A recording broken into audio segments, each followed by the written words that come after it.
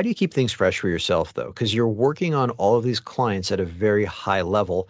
How do you kind of separate yourself from them or separate them so you're not consciously or subconsciously repeating this sort of same strategy for every client over and over again? And how do you stay knowledgeable on top of all of those clients? I mean, I know the easiest thing to do is an internet search and read up on them, but it seems like a difficult thing to do to have so many different clients that you're responsible for as a strategy director and teams to look after as well. My number one piece of advice to anyone who wants to get into strategy is read. And I love Mm, reading.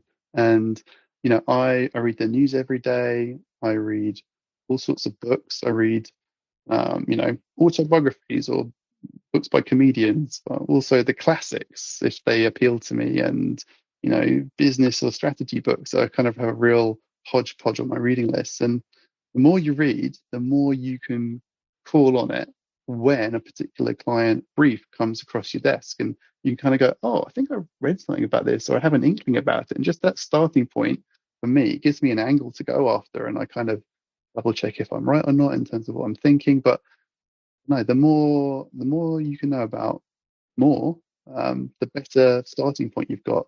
And I also believe that, you know, with different clients, they could be in the same sector, but if they're at a different life stage of their product, or there's a different audience they're after, or whatever it is, whatever you come up with, you've got to tailor that to suit them to make it work for them. Because you're tailoring it, it's then becoming the strategy is becoming unique for them.